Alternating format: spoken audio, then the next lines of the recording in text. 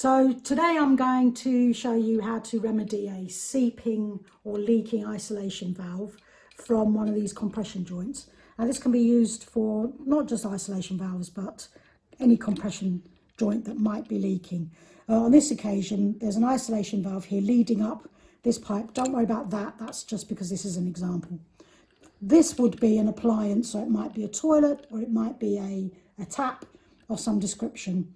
So we need to turn the water off. So you need to get yourself a slotted screwdriver like this. And you can see the slot is going upwards. That means that the water is turned on. Now we need to check that this isolation valve actually works. If the seeping is between the isolation and the appliance, then hopefully by turning off the isolation valve, we'll be able to work on this without turning off all the water. If the seeping is on the other side of the isolation valve, then we will need to turn off the water in order to get to it. This is just a bent isolation valve. You could most likely will have a straight one, but this is the one I had to show you the example. So you get yourself a slotted screwdriver, put it in the slot there. I can find it, and just turn it. Might be a bit stiff, but just turn it so that the slot is going across the pipe. Now, if this isolation valve is sound, that will stop the water going past and into your toilet or tap or wherever. The way to test that is to then flush the toilet or turn the tap on, make sure it doesn't fill up. Okay, so we're going to assume that the isolation valve is fine, but we've got seepage here, and this is where we want to do the repair. So what you'll need to do that is you'll need an adjustable spanner of some description, or even some adjustable pump pliers to get.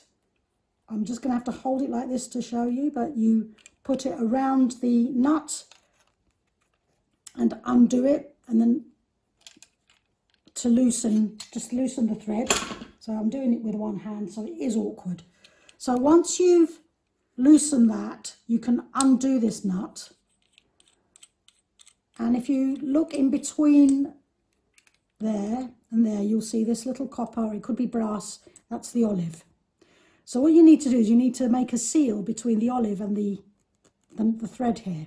And we do that by using plumber's tape, PTFE tape, which comes in a white roll like this. It's not sticky. You can get it from most merchants or the DIY stores. So we'll just need some of this, not a lot. I'm just going to tear some off, about that much. And you can just pull it and it will just rip off. So you need to then wrap it around. Now a tip here is to wrap it in the same direction as the thread, so that when you do the nut back up, it actually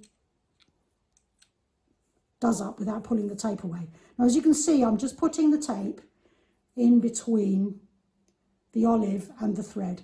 And it doesn't matter if it goes over the top of the olive or if it goes onto the thread. And it doesn't matter if you end up screwing it up like this. It's thread sealing tape, so it will seal the thread. So just might come off camera just for a second while I just put the rest of this on.